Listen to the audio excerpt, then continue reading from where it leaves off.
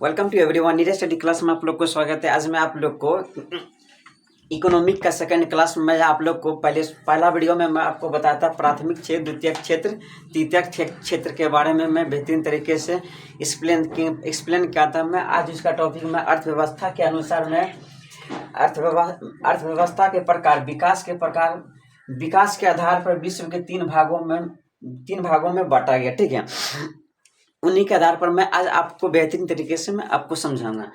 पहले है विकसित, तीन भागों में बांटा। एक विकसित है और विकसित है, एक विकासशील है। ठीक है, उसी को हम समझना हमको। कहता है विकसित देश किसे कहते हैं? वैसा देश जिसका विकास पूर्ण रूप से हो उसे हम क्या कहते हैं? विकसित देश कहते हैं। क्या कहते हैं? विकसित। क्या कहता है? वैसा देश जिसका विकास पूर्ण रूप से हो चुका हो उसे क्या कहते हैं? वैसा देश जिसका विकास पूर्ण रूप से हो चुका है उसे क्या कहते हैं? विकसित देश कहते हैं।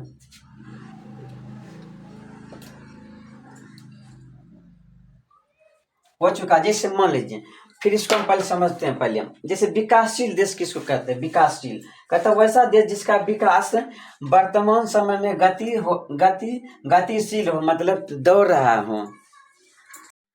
अब लिखा विकसित देश के बारे में, वैसा देश जिसका विकास पूर्ण रूप से हो चुका है उसे हम क्या कहते हैं? विकसित देश कहते हैं। जैसे अमेरिका है, जर्मनी है, कनाडा है, फ्रांस है, इटली, ये क्या है? विकसित देश है हमारा। कहता है विकासशील देश किसको कहेंगे? वैसा देश जिनका विकास वर्तमान समय में गतिशील हो उसे अविकसित देश कहते हैं। अविकसित नहीं, विकासशील देश कहा जाता है उसको। क्या कहा जाता है?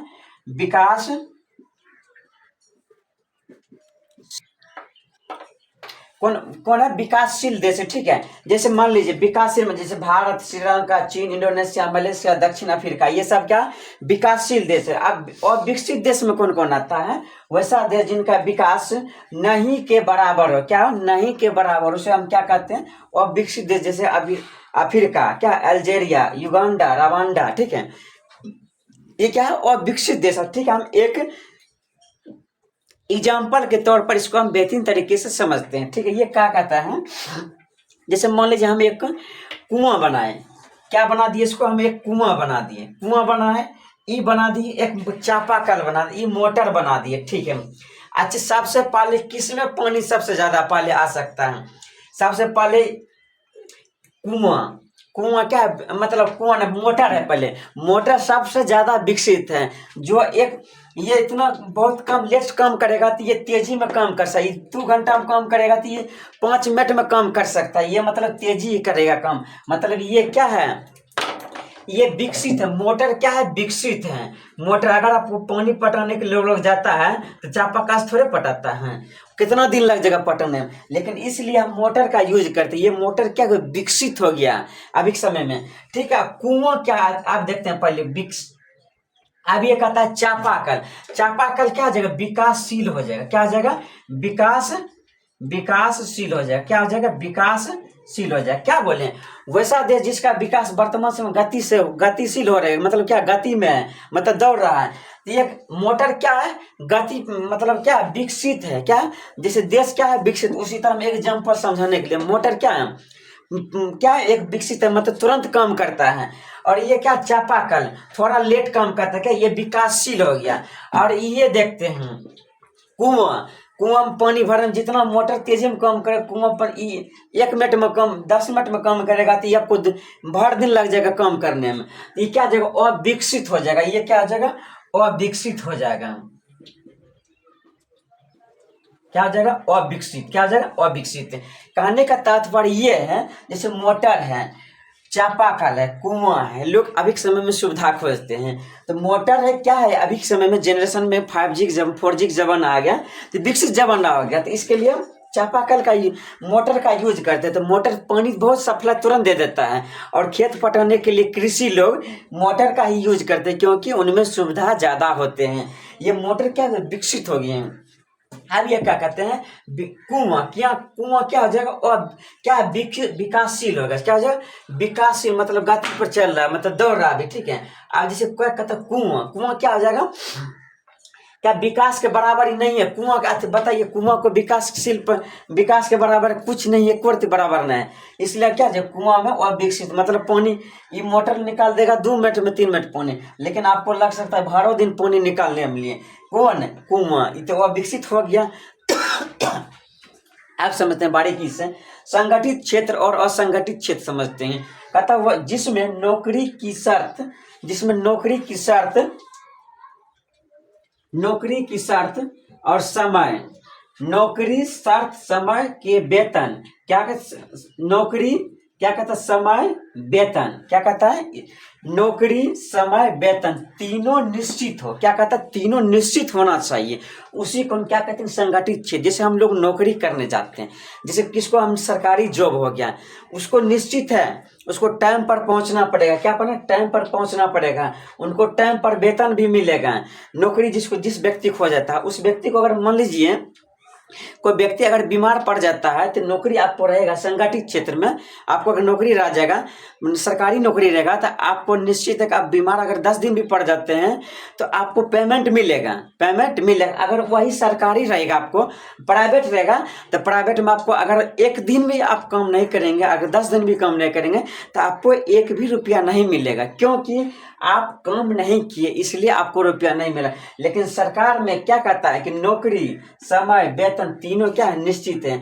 अगर आप कभी भी कोई भी चीज प्रॉब्लम आ जाता है किसी कारण वास्ते, तो उस समय भी आपको वेतन नहीं रुकेगा, उसमें आपका वेतन भी मिलेगा। लेकिन क्या कहते हैं? सरकारी नौकरी, रेलवे में कुछ भी विभाग होता है, उसमें भी क्या होता है? टाइम पर पहुंचना पड़ता है। नौकरी फिक्स है, उसमें टाइम पर पहुंचना पड़ता है। क्या कहता है? वेतन भी फिक्स है कि आपको इतना वेतन मिलेगा। क्या कहता है?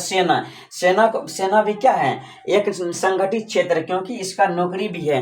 अगर ये कभी कुछ भी हो जाता है तो उसको मतलब पेमेंट मिलते ही रह जाएगा इसमें। इसी को हम क्या कहते हैं? संगठित। क्या लिखे? जिसमें नौकरी की शर्त समय वेतन तीनों निश्चित हो। क्या? तीनों निश्चित हो। क्या?